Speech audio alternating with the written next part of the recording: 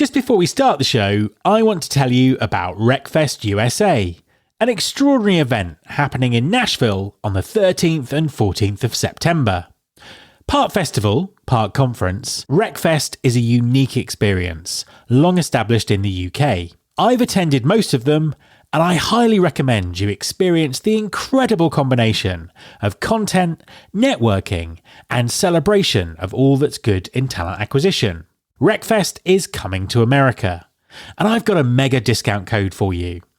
Go to recfest.com/USA and use the code RF50 to get 50% off your tickets. That's recfest.com/USA and the discount code is RF50. There's been more of scientific discovery, more of technical advancement and material progress in your lifetime and mine than in all the ages of history. Hi there, this is Matt Alder. Welcome to episode 538 of the Recruiting Future podcast. Over the last few years, TikTok has driven a revolution in short-form video content, racking up billions of views and forcing its competitors to adopt similar formats. Recent data, ironically released by Google, has also highlighted that a significant percentage of young people prefer to do their research on TikTok and Instagram instead of using Google. While a few employers are doing a great job in this area, overall, there's still very little recruitment marketing or employer branding content on these platforms. So, what do employers need to do to effectively connect with millions of people consuming short-form video? And what part should this type of content play in recruitment marketing and employer branding strategies? My guest this week is Omar Khateeb, founder and CEO at JobPixel. JobPixel is helping many employers to embrace short-form video content, and Omar has expert insights to share on what works and how to build effective workflows. Hi Omar, and welcome to the podcast. Hey Matt, really excited to be here. Thank you for having me. An absolute pleasure to have you on the show. Please could you introduce yourself and tell everyone what you do? Absolutely. My name is Omar. I am the CEO and founder of a company called JobPixel. We allow organizations to collect, curate, and publish authentic employee-generated content. So think of day-in-the-life videos from your employees, and we allow you to deploy that content on your career site and workflows. Fantastic stuff. Tell us a little bit about your backstory, your journey. How did you get to be where you are now? Absolutely. Well, I'm a newbie to HR tech. I came from Cisco. I had an idea about connecting candidates to jobs better using video. And then one of my friends introduced me to my amazing co-founder. My co-founder came from the industry. He built a company called Bright.com with the founding team and then sold it to LinkedIn in 2014. And he spent around 6 years at LinkedIn building a big chunk of their current job ecosystem. So I get a lot of the ideas and understanding of the industry from his side, and came in and really dug deep, met you and met a lot of amazing other people in the industry that helped me really learn and hone in. Every single day is a learning journey for me. So it's been really exciting. And that makes you a great person to ask this question to, because it's a very strange time in the industry at the moment. There are lots of things going on. What's your take on what the markets look like and kind of what's happening with employers?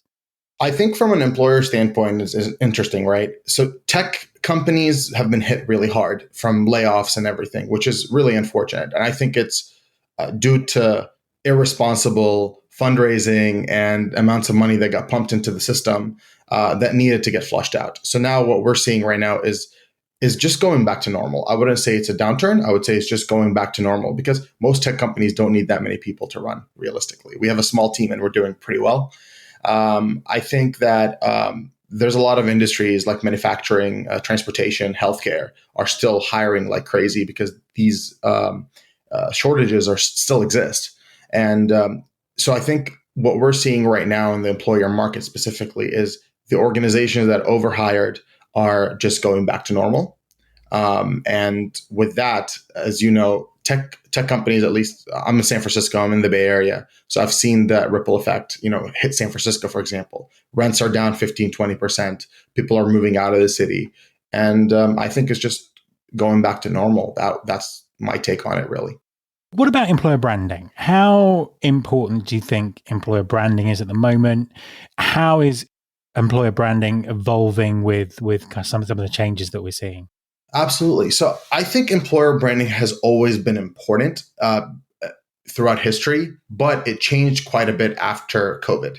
I think with the move to remote work, people started getting a lot more optionality in terms of where they can work, because they can be anywhere. They can just hop on a call like this and really do their work. So now they're no longer just looking for a salary. They're not just looking for something that is flexible, but they're also, do I want to really be with these people 6 days a week, 5 days a week, 8 hours, 7 hours a day with those folks that are basically in my home on Zoom.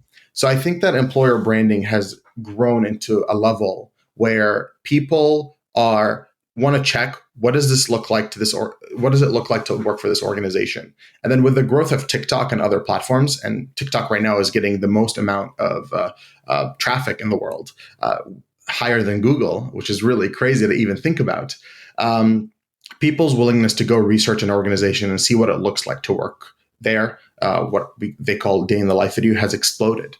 So people now, they don't just look at what is your salary, or how many hours they have to work a day. They're actually looking at how do people feel working for your organization, and do they have the optionality to go somewhere else that they will feel a lot better and make the same amount of money.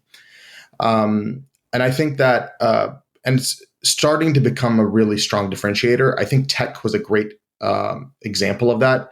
People, the FANG companies, the Facebook, the Amazons, the Netflix, and the Googles of the world, right? They invested heavily in their employer brand. And if you ask anybody who's a knowledge worker, it's probably going to be in one of their dream kind of lists that they want to work for one of those organizations. And it's not because, those organizations are special, but it's because they invested so much in their employer brand and their existence that people just naturally want to go work there. The top talent naturally want to go work there, not just because there's a salary component, but I want to be able to put on my LinkedIn that I worked for Google. That's a big thing for people. It's a status. And I think a lot of organizations are starting to realize that and starting to invest more and more in employer branding. No, absolutely. And I want to talk about you mentioned video there and day in the life and all that kind of stuff. And I really want to kind of dig deep into that. Now, I'm old enough to remember back when I worked in recruitment marketing, when we did video as part of employer branding or part of recruitment marketing, it involved several days shooting, camera crews, all kinds of things. And, quality had to be the highest. Then mobiles and social media came along and people were sort of shooting video on their phones, and they kind of went back to nice cameras, and it's kind of flitted around sort of in between in terms of format and use of video. But TikTok has obviously come and changed everything because it's changing the other platforms as well. How is it changing employer brand content? What are we seeing from these sort of new video formats, these new ways of using video that are becoming so incredibly popular? So I love this question because there's a story that I like to kind of share. So I think 6-7 months ago, we were talking to a customer that is a trucking company. And they said, I am tired of the cringy, overproduced recruitment videos that show my drivers in ironed out shirts, not dirty, full face of makeup. People have a really strong BS meter nowadays and understand that that's not the reality. And when the reason TikTok is becoming really successful is because it's authentic. If you're on TikTok right now or use any of those short form video platform, the moment you get a video that feels slightly overproduced, for the most part, you're probably going to skip because you're like, what are they trying to sell me? Versus showcasing the good, the bad, and the ugly of a specific job or a story. That just connects people to the brand in a much better way. The other thing is it can show a job a lot more fun than it is. Working for a paint company probably doesn't seem that exciting.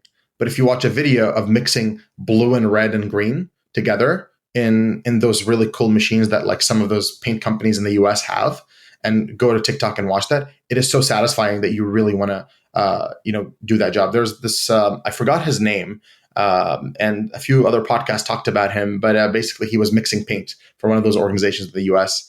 And then his videos were amassing 1 million, 2 million, 3 million likes and millions of views. And most of the comments were like, I never thought I want to work for X company. Now I want to. And the reality is people are attracted to authenticity because they've been sold to for the last 10, 15 years since the growth of Facebook and YouTube and all that. And now they're like, oh, we want to go back to the real authentic feel. And I think the interesting thing is when we used to talk about day in the life videos, it was exclusively what someone was doing in the office. But with this kind of authenticity that's coming through TikTok, you see content that's someone's whole life and whole day, don't you? It's really interesting. I just find it really interesting how that's kind of evolved. Absolutely, because when you hire someone, you're not just hiring them during their work hours. You're hiring their stress, you're hiring their dog, you're hiring their spouse as well, because that's all a part of their output at your organization. And I think that's why the day in the life makes sense, because happy employee, happy company. That's the reality of the situation. So that's what we see. Organizations are really starting to care about their employees' well-beings. As you probably know, some organizations are great. They're investing in mental health platforms that they offer for free to their employees. That's really, really awesome. And I think capturing a lot of that is really important to attract top talent. A quick message from our sponsor, Wonolo.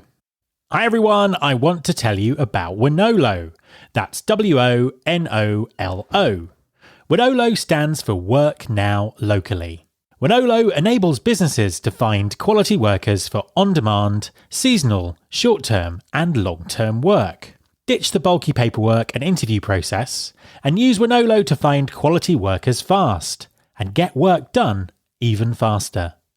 With flexible workers and no platform fees, you can save on operating costs, meet demand, and maximize earnings with ease.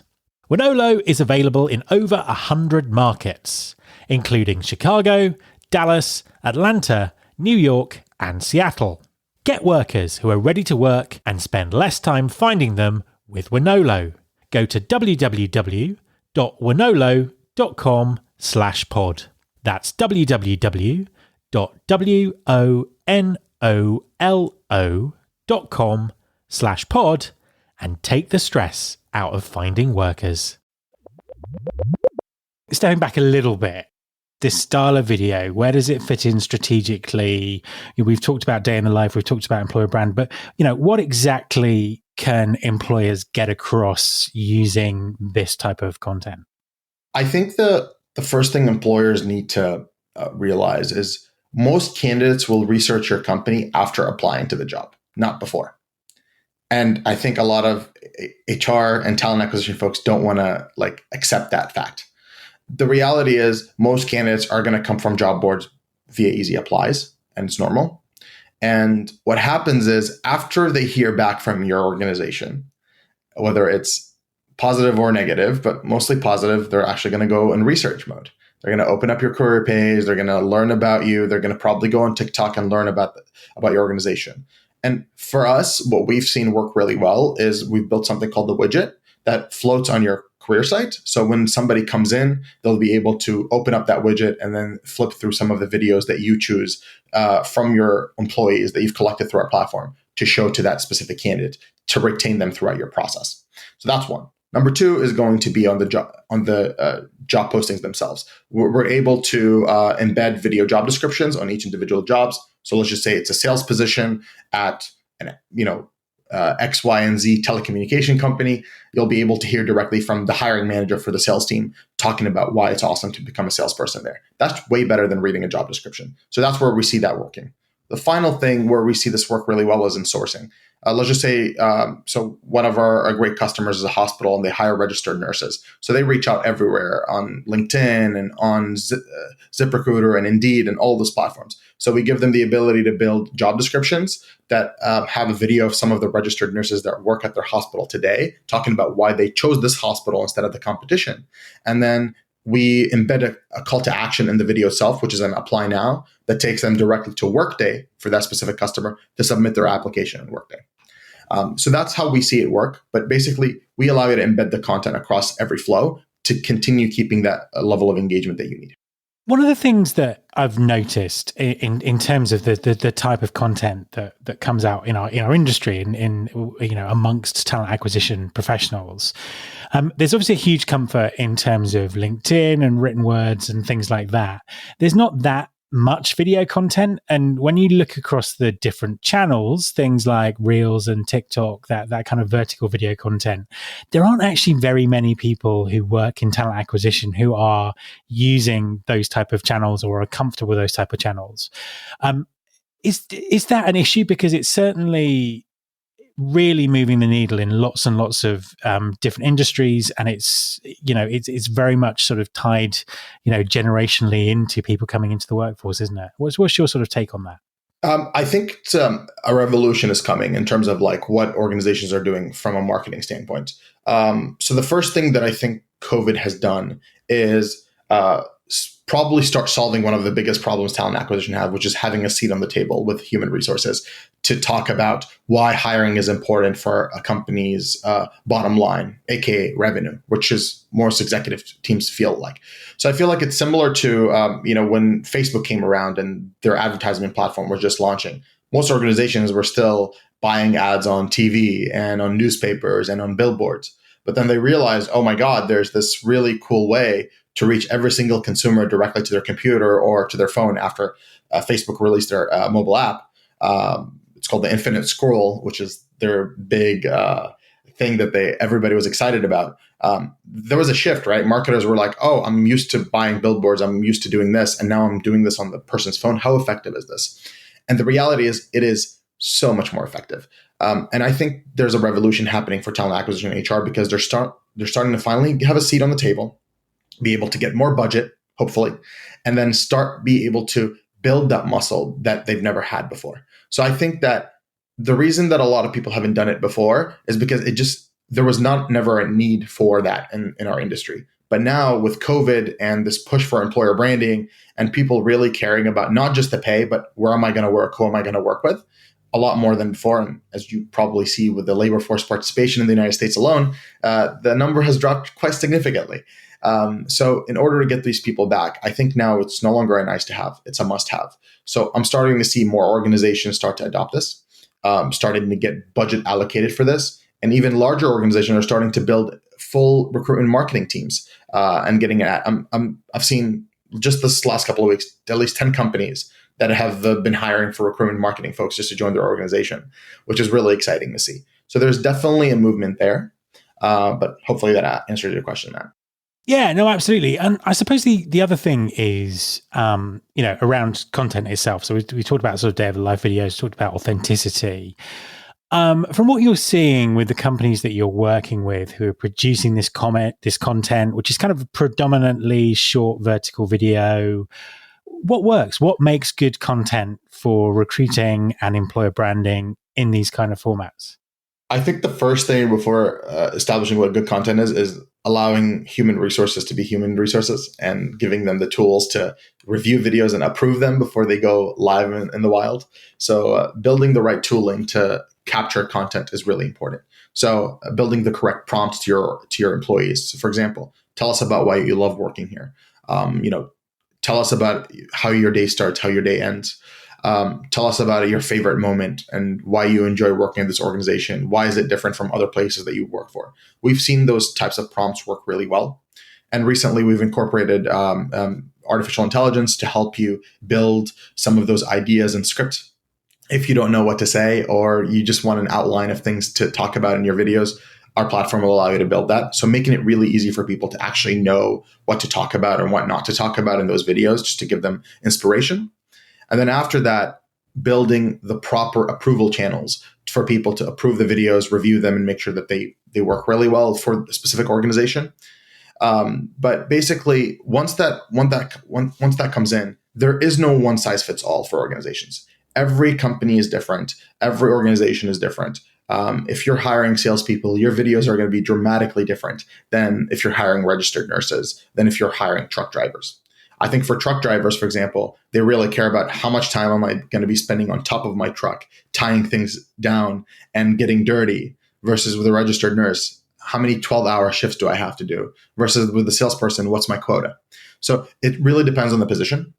And so digging really deep into the nitty-gritty of things and just making sure that you're building the correct job description, video job description for a specific position matters a lot. But there's no one size fits all of that answers the question. It depends on the organization. Yeah, absolutely. You mentioned AI there, and kind of how it's sort of helping in your product. What do you think? Obviously, huge amounts of discussion and debate about the role of AI moving forward. How else do you think AI might sort of work in this content employer brand area in the future? Absolutely. Well, I mean, some of the stuff that we're currently working on is recently added is audio. Audio is a really big component of any video. If we have some oil companies that use JobPixel and they have videos in drilling sites, we have other organizations that are in the middle of a massive warehouse where it's very loud and things are breaking and falling. So making sure that those videos get recorded. So AI right now is being used in our platform to remove background audio to make a speaker's voice crispy clear. Just like this platform right now we're using to record. Right now, this is happening automatically with some of those tools that are coming through AI. The next thing that I see is video editing. I think video editing is a big pain point for a lot of talent acquisition teams. They are not marketers. They are not video editors. They can know how to send a request out for video content, but they probably don't know how to edit it. So using artificial intelligence to collect 4 or 5 videos and asking the AI to combine them together or brand it with the company's colors and logos and music, I think matters a lot for those organizations to help them push out content really quickly. So those are some of the things I see AI kind of helping in. There are some other things that I feel like will pop up as time progresses. Those are the lowest hanging fruit that I can think of. Final question. We sort of talked about AI in the future there, but let's think about the future of video. So how do you see video being part of the talent acquisition process in 5 years' time?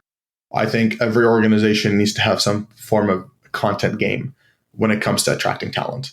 The old days of posting, shotgun praying, and hoping for candidates to just pop up to your front door are over. That's my opinion. And I feel like more and more organizations are staying away from job boards and trying to start building on their career pages and the amount of investment that is happening there. Because you don't want to attract people who are applying to 100 jobs a day. You want to go after candidates that are highly qualified that are applying to your specific brand. And if you don't invest in that, you're never going to get those people to your door. Think of Airbnb, for example. When they posted about them going fully remote as an organization, they had 700,000 people show up to their career page. 700,000, which is a massive number. If you go buy an ad campaign on Indeed, we're talking about millions of dollars to get to that number. So I think that's where the future is headed. So in 5 years, I think every organization is going to have some form of recruitment marketing team or person, and more support from their direct marketing team to actually help them with the process, which historically hasn't been the case.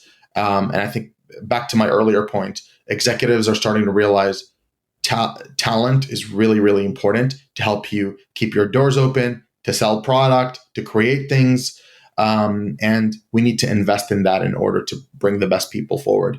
And that's where I see the industry headed in the next 5 years. Omar, thank you very much for talking to me. Absolutely. Thank you. My thanks to Omar.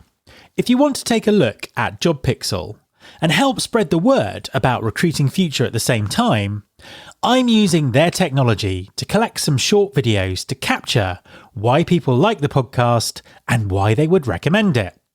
I'll use the videos on my website and on social. So if you want to participate and help bring Recruiting Future to more people, then just go to bit.ly/help recruiting future. That's bit.ly/help recruiting future. And help recruiting future is all in lowercase.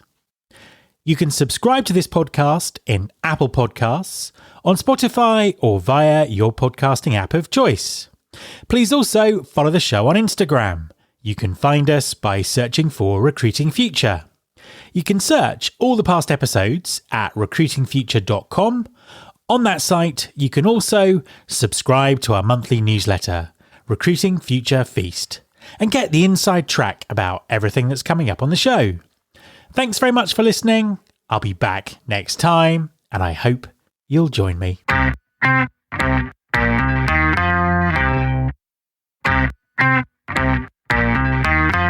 This is my show.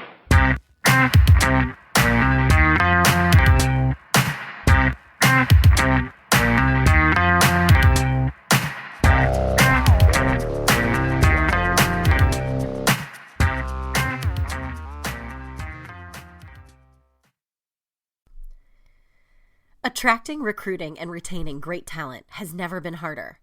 But why? We know we need them, and they need us. So why are we making it harder? Pull up a chair, listen, and laugh along with Lynn Bailey and Tracy Parsons as they dissect the industry, solve problems, and scoff at and sass the status quo.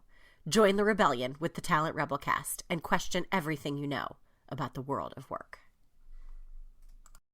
We hope you enjoyed the podcast. Thanks for sticking around. We think you'll really enjoy this next recommendation. Keep listening to discover more great content. Being a leader, a second line leader of managers or directors who are leading frontline managers. Because if you're new to the role, you kind of don't know what to expect. You don't really know what's going to happen. And that's where I like to use some of the assessments. So like a DISC or MBTI or Enneagram, because it's a tool to build self-awareness. None of these tools are perfect. I'm certified in most of them. They're not perfect. And they're never going to perfectly identify who you are. But what it does, it starts the conversation so that people can become more aware of how they respond in stressful times, more aware of things that bring them joy. And then they're able to bring that to the job and to those conversations. This is Taking the Lead, a podcast for B2B tech professionals, leaders, and executives who want to learn from female icons in the tech industry. In each episode, host Christina Brady interviews women who are driving revenue for some of the most respected tech companies in the world. Are you ready to get inspired? Hello, everyone, and welcome to another episode of Taking the Lead. I am Christina Brady. I am the SVP of Sales at Speckit, where we help you maximize the minutes of your life by helping you maximize every minute at work. And speaking of maximizing minutes, this is going to be a good session because I have Miss Kelly Fraser-Cox on the line. Kelly, how are you doing? I'm doing fantastic. Thank you so much for having me. I'm very excited for this conversation because we are digging into something that is so close to my heart, which is really, where does true leadership come from? What makes it look good? And how do you actually connect with your people? Like, how do you actually do it? So before we get there, tell us a little bit about your incredible journey and what got you where you currently are today. I'd be happy to. And thank you again for just sharing this platform with me, because I know you have such a fantastic audience. And though coming from a commercial background, it's really easy to focus on process all the time. But my passion has been leadership and how to get the very best out of your team. And having this forum to talk about not just how to hit the numbers, but how to do that through your people it's a wonderful opportunity. So again, my name is Kelly Fraser-Cox. I am the founder of Promote Leaders, which is a leadership consulting and coaching firm. I'm doing bespoke speaking engagements, one-to-one coaching, group coaching and training. And it is the best job ever because it really rolls together all the things that were so exciting for me throughout my career. The majority of my career was spent in a commercial space. So the last 25 years, I started as an appointment scheduler way back in the day and rose through the ranks to become a global sales leader. My last role was a chief commercial officer. And in that space, I was able to really bring all of those skills to bear. Now, along the way, certainly there's a lot of steps that I took. But the one thing I wanted to highlight for you, Christina, and how I think my journey is different is that I'm a serious introvert. And to be a sales leader as an introverted person was a challenge for me, especially back in the day where there was a very specific profile that people felt made someone successful. And my challenge was to try and break through some of those misconceptions and take the things that were my strengths and use those to build a successful sales career. So after taking multiple assessments where people told me, yeah, I don't think sales is for you. You should be a teacher. I actually used that. Yes. I actually used that to Thank my you. advantage. Yeah, exactly. Thank you for your feedback. I appreciate that. Thank you. And no follow-up questions. No, why sales or, why is this interesting? No. But once in the space, though, I realized that being observant, being a teacher, making sure other voices are heard, and helping my team shine, those were all ways that I was able to stand out. And so the listening and the questioning, that was amazing in the sales process. Right. So a lot of that skill set, I think, was overlooked for a long time, but it makes me happy to see folks on LinkedIn now starting to talk about being an introverted leader or an introverted salesperson and how that can be an advantage. So through that, I really got to know my team very well. And one of the things that I think being an introvert helped was I didn't need to be in the front, right? I didn't have to take credit for other people's ideas. I was able to set the stage for others to have their unique talents showcased. And so I started to build trainings to help people figure out what's their process. Now, of course, I have an idea of how to do it, and I've seen that kind of formula of success. But I know that there's more than one way because I had to prove there was more than one way to achieve your target. So through that, I started building these trainings, and it led me to this really interesting role, which was to be a global head of learning and development. And I had to build this bad boy from scratch. No resources, no background, but it was so desperately needed that it was like a groundswell of support happened once I was willing to take the lead and say, this is something our organization needs. And it helped me build talent. It helped me retain talent. It helped me to expand my brand across multiple offices.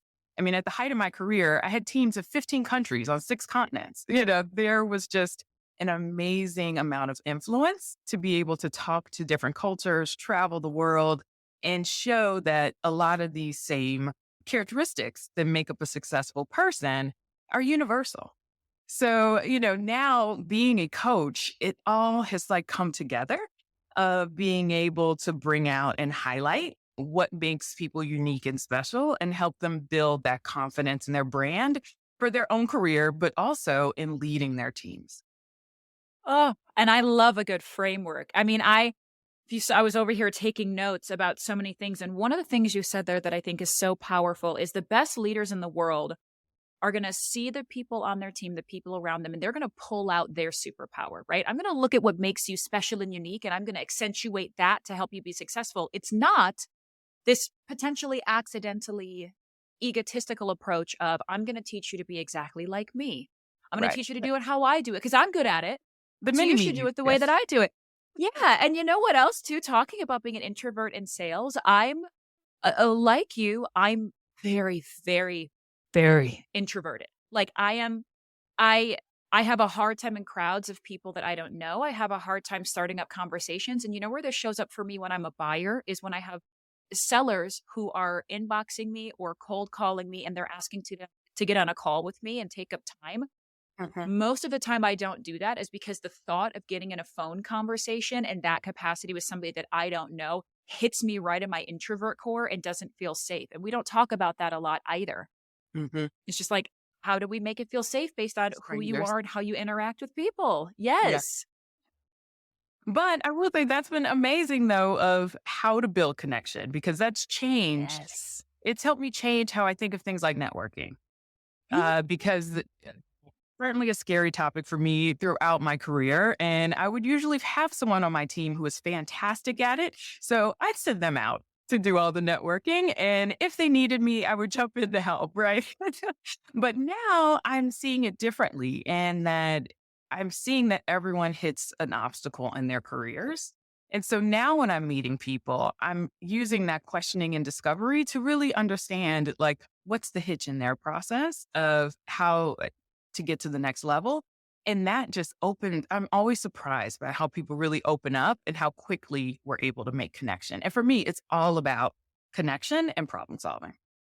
Well, and there's a framework to that too, because we often give our people the advice, go get involved in community, go network, go talk to people. And so many folks just don't have the muscle and understand what that means. Like, so I'm just supposed to go message a bunch of random people and ask for what time to talk to them, to cover what and why. And aren't I bothering people when I do that? And so what you're hitting on, I think, is actually critical to what I would call the starting place of a framework of effectively working with people is how to build authentic connection with people in a work environment. So if we were to dig in there in like, how do I help individuals impact results through forming connection first? Where do you think leaders start when they say, I want to actually connect with my people? I want to learn who they are.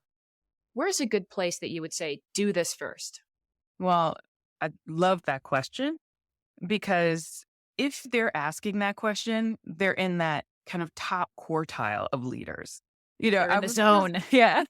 I mean, I was just reading an article, honestly, in HBR about the most effective leaders focus on results and people.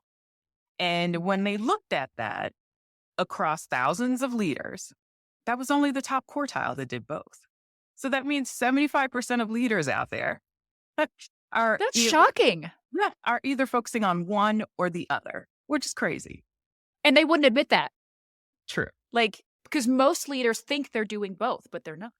Right. And so getting that intersection of driving results through your people and not seeing it as either or is critical. And the other thing about the article that I really liked was that it wasn't related to tenure. It wasn't related to age. It wasn't related to profession. This is something that any of us can do of trying to build that balance.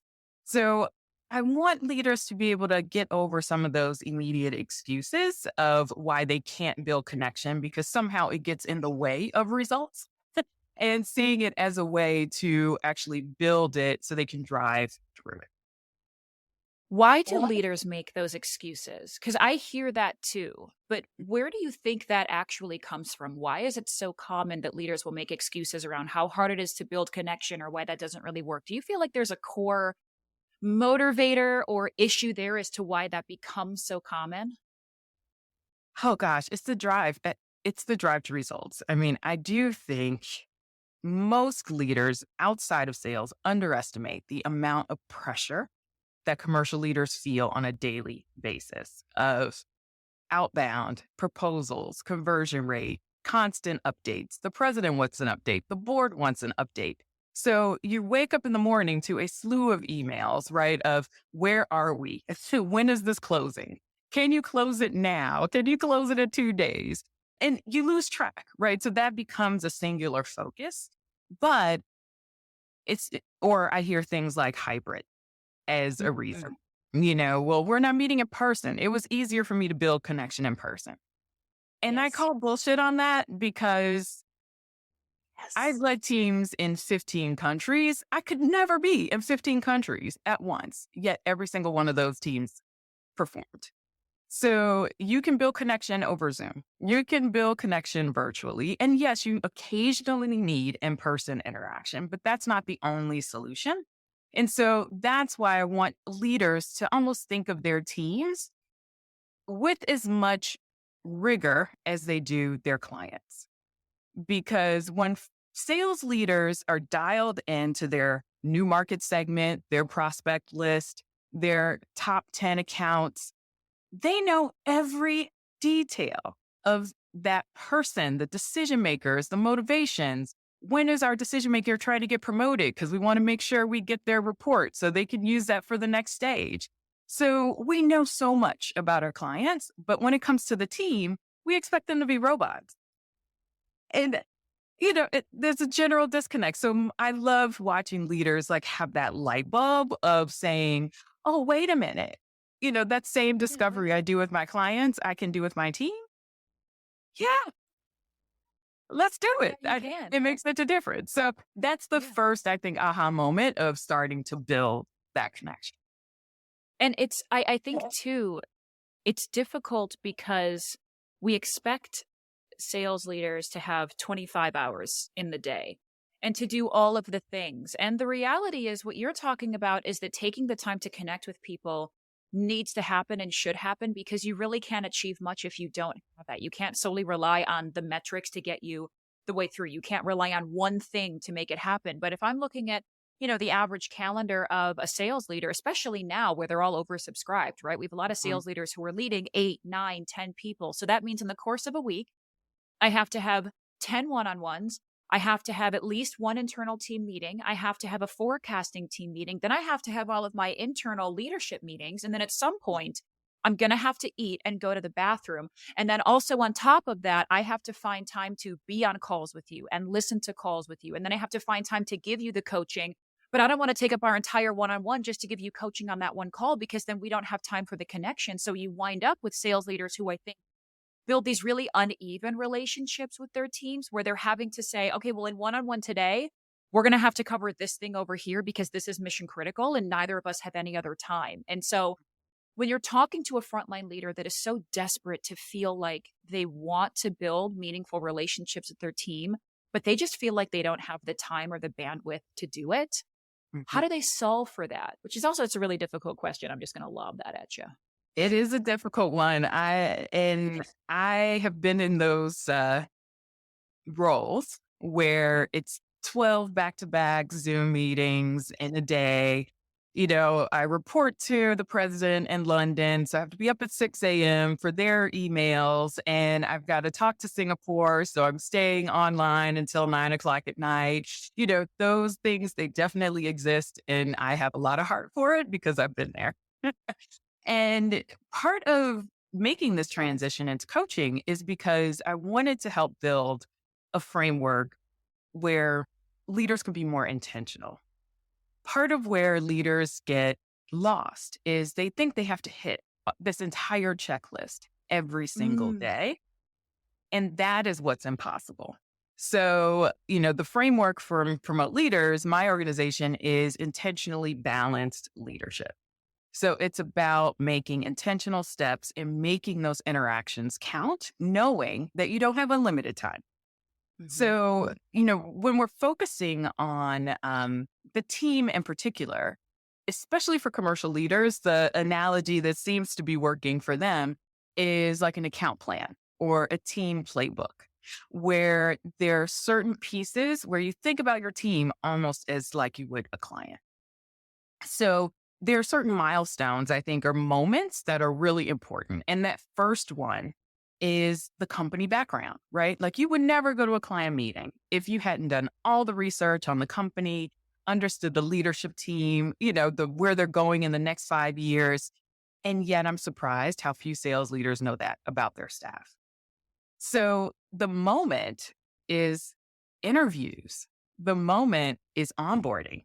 So of course you can do this anytime, but those are critical moments that are already happening. So be intentional and thoughtful about how you want that to take place. And the example I'll give you is I took over an underperforming sales team and I thought I got to reshape it because the process is broken. The people are all over the place. I need to rehiring and basically start from scratch. So in interviews, I would have a real conversation around here's where we are. Here's what I want to achieve. And here's why I think it's possible. Right? So laying all my cards on the table. But then the question is throwing it back to them. How would you impact that vision? What would you bring? And how would you tackle this challenge? And I was always so pleased because they were really creative. They would come up with, well, I have a background in this and I can bring this process, or I'm really good at collaboration and this is what I can do across the business. So I ended up building a really diverse team of different perspectives. And they were all jointly invested in getting us to the target, which got me the discretionary effort to get us where we needed to be. And that team has a special place in my heart because not only was it built from scratch, but we doubled sales that year because we just had a very different mindset coming into it, and they knew why they were hired, and they knew what unique value they were meant to bring to the group. So they never felt like a cog. They never felt like only do the formula, and they were really allowed to shine individually. Yes. Well, and what's big about that is you're also helping any kind of an attrition problem, because most people are not looking for the perfect organization with the perfect processes and everything where it needs to be and no friction whatsoever. People just don't want to be surprised, right? If you give me the real landscape of what's going on at your organization, where are the gaps, where are the pitfalls, where have we made mistakes, what are we doing right now to fix it? How many people are on board with that vision? And then where are your potential landmines, right? You tell me all of that. Not only do I feel like now, in lieu of what's going on, I am making a very deliberate decision to join the organization because I know exactly where you are. But then I can also start day one with a plan of attack. Right now, I've been thinking while I've been waiting for my first day of, my interviewer asked me how I can jump in and participate. Well, how am I going to jump in and participate? And what can I offer in day one? And you mentioned onboarding too. So there's the interview of, give you the lay of the land, but then there's onboarding. Go a little bit more into how you sort of extend that into onboarding.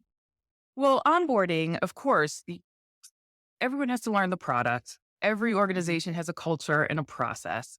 All of that needs to happen. But what doesn't happen is learning about how your team member takes in information. Do they like to brainstorm in the moment? Do they need time to prepare? Yes. How do they respond to stress? A question I ask is, how do I know if you're getting stressed? What are your tells? And everyone knows. They go like, I can't sleep, or, my emails have tons of typos. There's a tell that they usually are aware of. And also asking them about how they want to contribute, because that is the foundation to allowing them to setting their own goals and targets. Everyone knows what the end goal is, but you can start to establish how they like to be recognized. What are the things that they want to celebrate along the way? Because many of our organizations, the sales cycle is incredibly long. We're talking 9, 12, 24 months to close that deal. How do you keep your motivation up that whole time? And during onboarding, those are important moments to get that information that then you can reference in one-on-ones, in quarterly feedback, and, things later on throughout the year. Have you ever hired someone that didn't have answers to those questions? I did. Yeah, I have. And especially earlier in your career. And I would also say being a leader, a second line leader of managers or directors who are leading frontline managers. Because if you're new to the role, you kind of don't know what to expect. You don't really know what's going to happen. And that's where I like to use some of the assessments. So like a DISC or MBTI or Enneagram, because it's a tool to build self-awareness. None of these tools are perfect. I'm certified in most of them. They're not perfect, and they're never going to perfectly identify who you are. But what it does, it starts the conversation so that people can become more aware of how they respond in stressful times, more aware of things that bring them joy. And then they're able to bring that to the job and into those conversations. So with a lot of my clients, I'm actually facilitating their own assessment, but also group assessments to understand their team dynamics.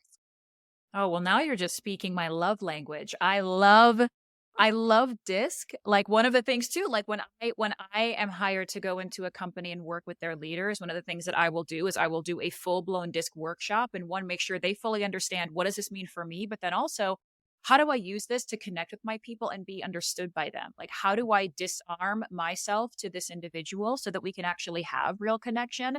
Do I understand where points of friction actually come from? And how do because if you have the training, you have the responsibility. So how do I make sure that I am a comfortable and approachable person? That kind of work, if your organization has never done that before, you need to hire Kelly to come in and do it, because most of the time, even with the best of intentions, leaders don't know how to connect with all of their people. They're going to connect easiest with the people who communicate just like them, and then the ones who are a little bit adjacent to them. And if you have a different or opposing way of communicating, you may view that person as being adversarial, or you may view them as being not committed. You may view them as not having the skill set that they need. You may view them as not having executive, or enterprise presence. Right. In reality, they're just different to you, right? And that gets in the way. And so many conflicts are because of different communication styles.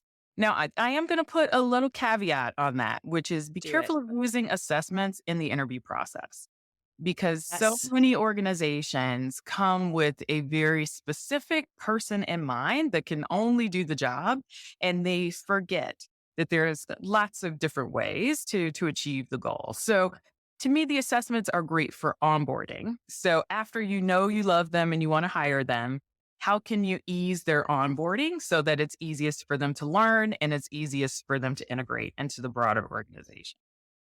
That is a very important caveat that I want to hit on again is if I am a candidate and you're putting me through some sort of what feels like personality, communication, or behavioral assessment before I join the organization, I'm entering into that assessment with a level of pessimism and potential anxiety of, are you trying to fit me into some box? What is this going to be used for? Why is this happening before I'm being hired? And the hiring team will often say, oh, we do this for everybody. It's not going to bear any weight. Being on the other end of working for a company in the past that does these assessments, it does bear weight. And we do talk about it. And it does impact your ability to be hired. So let's just not. Well, for my chief commercial officer role, I did an assessment beforehand, and I thought they handled it really well because I went into it, thinking if I get this job, great. If I don't, great. I'm going to be honest because I'm in a place in my career where we need to have a genuine partnership and it needs to be a win-win. Whereas earlier in my career, I would have tried to beat the assessment. And I mean, that just doesn't work. Right. Whereas here, what I like is that they did it, but then I had a conversation with the president after of here's what came up in the assessment. I want to understand you more. I want to understand how these qualities impact your day to day. So, for example, I am very deliberate in my approach, which is part of just who I am. I like to be prepared. I like to be thorough.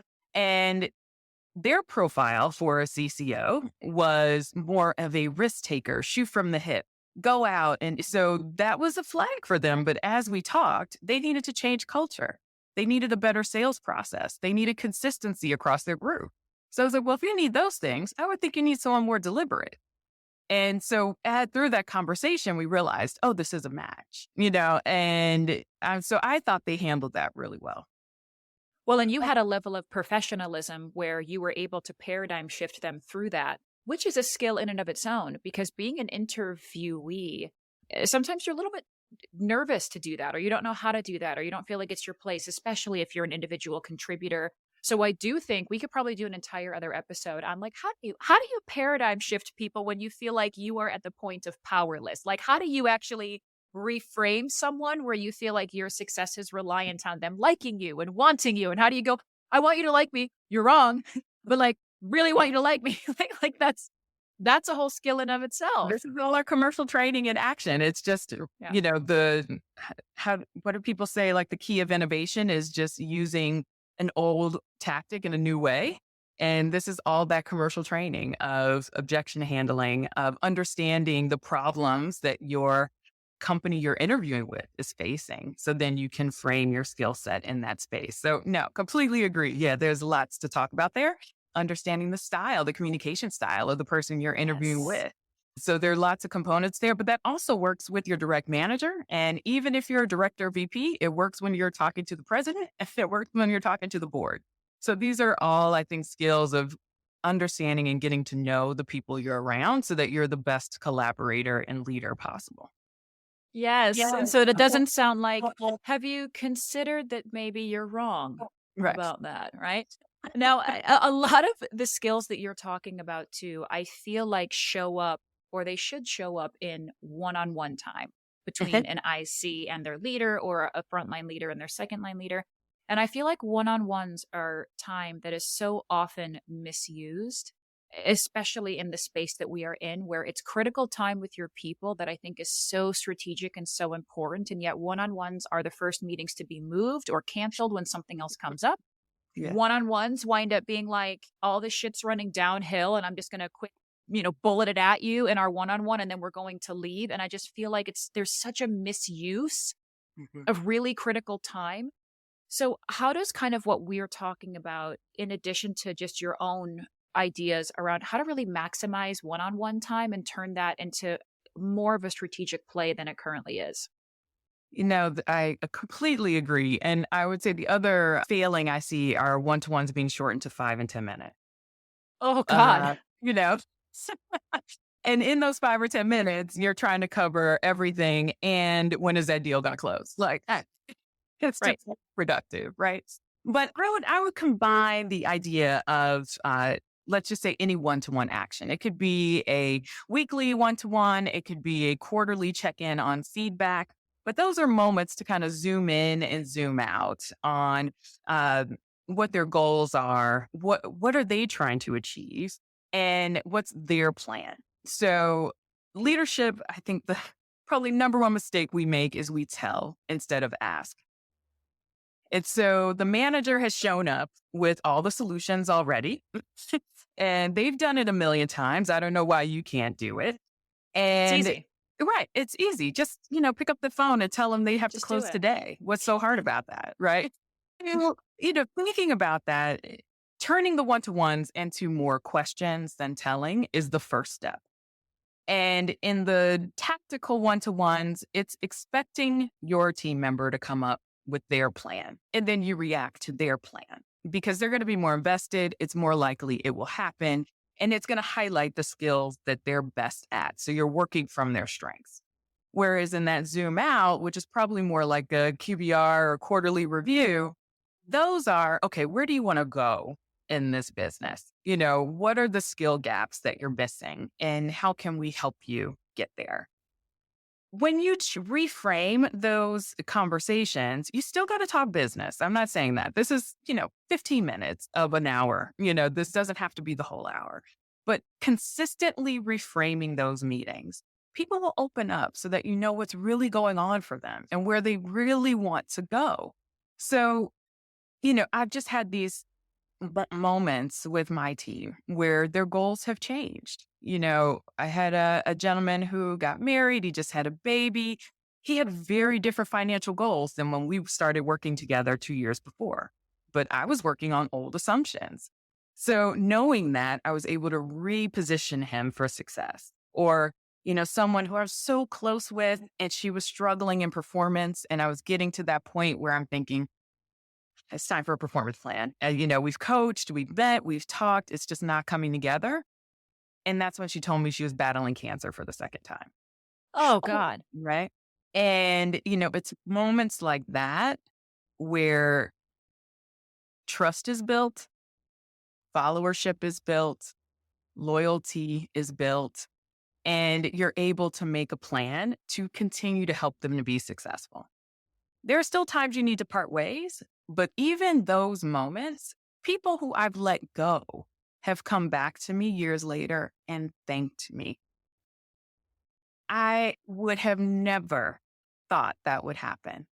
I had a gentleman who had a sick daughter, and he really struggled to balance work and home and doctor visits.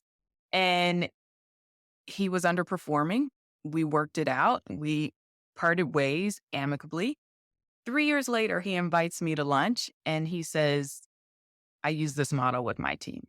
I respect you for giving me an opportunity to leave with respect, with my head high, and to still have the ability to care for my child.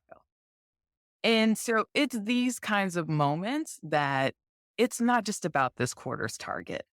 And when people know that you are invested in them and you see what makes them unique and you're able to highlight their strengths, that is what gets you across target. That is what gets people to put in the extra effort. That's what gets people to stand up for you and your ideas when everyone knows it's going to be hard. So that's why these two intersect and why it's so important.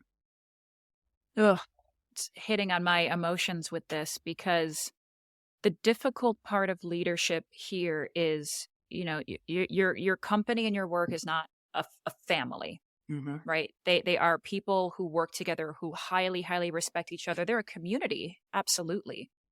But having to balance, we are a business and we are paying you to do a job. And I have to hold you to the standards that I would hold anybody else to. Yeah. Combined with, I have human beings on my team that have insert here what they're struggling with, and trying to find the balance of being able to earn the right to say, I know you're struggling there and I see that and you've shared it with me, but we have to get this done. Like that's, the most seasoned leaders in the world, that is a tough nut to crack, and having a framework to do that is so, so, so critical. It's big.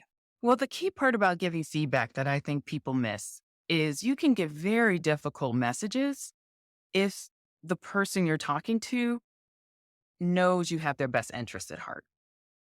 If they know you're trying to help them, you're trying to help them get promoted, you're trying to help them achieve target, and that you're kind of riding side by side with them, when you're giving feedback, it is taken in a much different way. And then when you say, I've had performance conversations that were, okay, here's what we've done. We did one-to-one coaching. I went on the road with you. We looked at your sales process. And you go through, here are all the things we did together. What do you think needs to happen to turn it around? And that person will look me in the eye and say, Kelly, you've done everything you can. I just don't think this is the right job for me. Right. And that is when you can start to build a smooth exit where you have time to hire someone else. They leave with dignity, right? And you can still look each other in the eye at the end of the day to say, we did everything we could to make it work. And for some reason, people lose that with performance management. They just think being mean or overly blunt or just throwing someone out is the right way to do it. And I think it's a huge missed opportunity. Yeah, tough love. No, we don't need that. We don't need tough love right now. We need process caring. And the one thing that you said that I think is the one that will stay with us is allowing people to have dignity through hardship, allowing people to have dignity through underperformance, have dignity through difficult feedback conversations. I think you've nailed one of the qualitative aspects of true leadership is preserving that dignity. I know that's going to stay with me, like so many of the things that we've talked about today. And we could go on and on because now I want to, but it's time to have you rapidly reveal some things to the people. All right. Are you on board to rapidly reveal? I'm ready. I'm ready. Deep breath. I'm ready. Okay. Well, given that you've just spent the last 35 or so minutes giving us incredible advice, what was the last great advice that you were given? This one is interesting because a mentor I recently had dinner with, he told me, you have an amazing ability of throwing out your own obstacles. And that shocked me because that wasn't a compliment. I was like, isn't that you get in your own way? Is that what? Yeah, you get in your own way. But his advice was trust yourself. The world needs to hear your voice and you're holding yourself back. So, this is, and part of this experience and us talking today is me trying to take his advice. I was going to say, the world does need to hear your voice, and we're going to do what we can over here on Taking the Lead to make it happen. So yes. Yes. All right. Number 2. Okay. What's an irrational fear of yours? This is such a ridiculous question. I love it. Don't laugh, Christina. I might. It's wrinkles, but not wrinkles on your face, wrinkles on your clothes. Yeah. Because I thought face and I was like, agreed. Yeah, agreed. Well, that's out there. But the most irrational, ridiculous fear I could think of is wrinkles in my clothes. And that's because growing up, my family was very specific about looking your absolute best every time you left the house. And I would get in trouble if I had a wrinkled shirt on or because you had to present that you were together and that you belonged and that that was the first hurdle to show that you were smart enough, good enough to be in the room. And so my father passed away several years ago, but anytime I'm wearing a wrinkled shirt, I'm like, I gotta go. I can't leave yet. So athleisure, non-iron shirts, like love it. God said for me. You're all about that. So we're not going to see you in like a linen jacket, the kind where when you sit down and the back scrunches and then you stand up and it's all not No. you. No, Not gonna never. be in that. I love how like our childhood, what we're exposed to as children just runs so deep far Yeah. into adulthood. Like I can't have a single dish in the sink because the way that my mother would react to dishes in the sink at the end of the day still haunts me. Yeah. Like, why are there dishes in the sink? You girls are terrible. And it's like, as an adult, I'm like, if you put a single dish in that sink, I swear it's going to be the end of you. So that's what we do, you know? All right. Number 3. Okay. What's one thing that you think you can teach yourself how to do? So a skill you don't have, but something you're like, you know what? I can self-teach that. I've taught myself a lot of things. I think that's been a hallmark of my journey because I wasn't invested in a lot of ways. So this is a core skill. My plan is this summer to teach myself bourbon. So my husband is very into bourbon and it has a very big collection. And I've dabbled in it as support and now starting to like it a little bit more. But I've decided I'm going to get my own skills, my own knowledge set around it so that I can talk with the guys at the bourbon tastings. Yeah. I love this for you. Okay, so a couple months from now, you're going to need to reach out to me and be like, this is the best bourbon. Here's why. And then I'll try it and we'll make ourselves a Manhattan or something from a distance. Love it. I can That's do what we have that. to do. Yeah. I can do that. Well, this has been a wonderful time. And I imagine that folks are going to want to get to know you, connect with you, hear more about your organization and how you are leaning in so heavily to impact their leadership. So how do folks find you and learn about your organization? Yep. The best way to find me is on LinkedIn. And through that, I have a monthly newsletter. I'm doing LinkedIn events and certainly taking phone calls. If anyone's interested in just a quick 30-minute chat where I can learn more about your specific situation, always happy to do that, especially coming out of this particular podcast. I love it.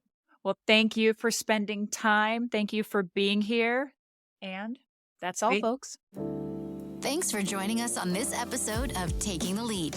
If you're looking for more inspiring stories from women leaders in B2B tech, then visit us at motionagency.io/takingthelead.